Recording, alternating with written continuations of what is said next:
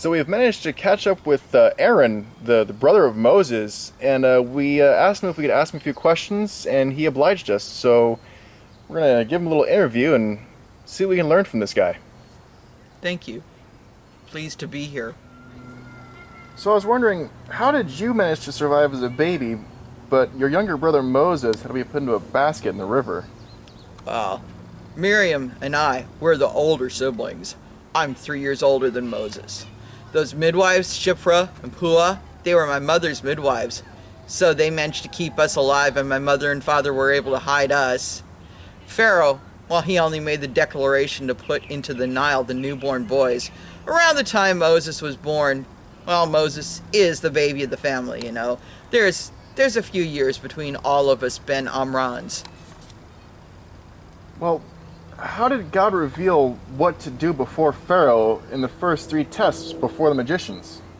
Well, first of all, Moses was 80 when he came back from Midian, and God told me to go meet Moses at Sinai.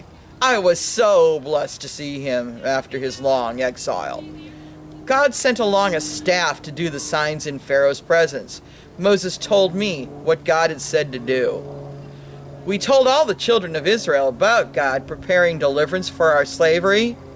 Then we went to Pharaoh. The first meeting just made Pharaoh angry. He made our workload even more difficult. Well, that upset Moses, so God had to set him straight. Then we went back to Pharaoh's court.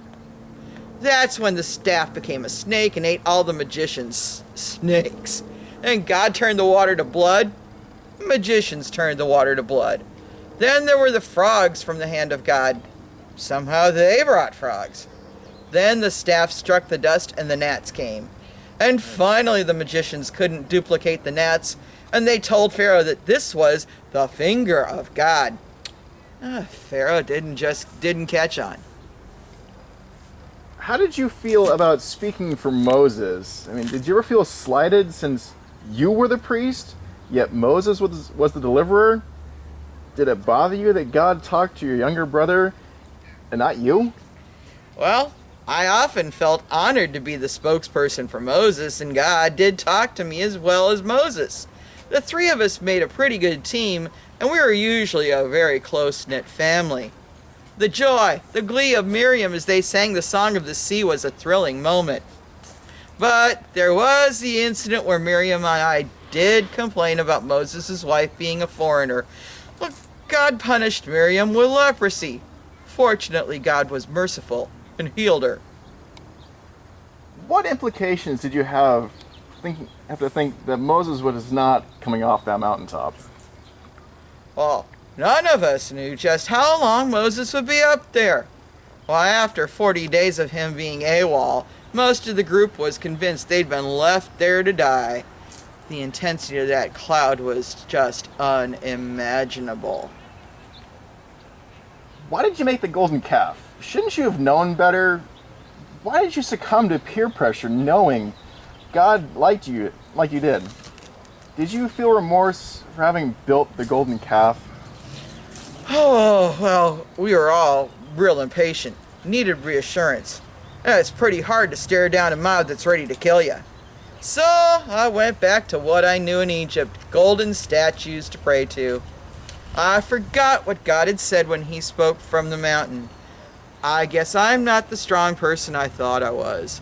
I was very remorseful about the statue, but only after I tried to make the manufacturer look like a happy accident. I know no one throws gold into the fire and up pops a golden calf. What actions did God use to reveal to the people that you were the high priest? Very interesting trial. You may have noticed, by the way, that the children of Israel are very practiced and very good at complaining and complaining and complaining. God had the leader of each clan bring a fresh rod to the tent of meeting before the testimony, and the stick that would sprout would show who was God chosen to be the priest. It was an incredible moment when my rod sprouted. That way they knew I was the high priest. Well, thanks for your time, and hopefully you can get back to doing what you do best, being a priest. Thank you.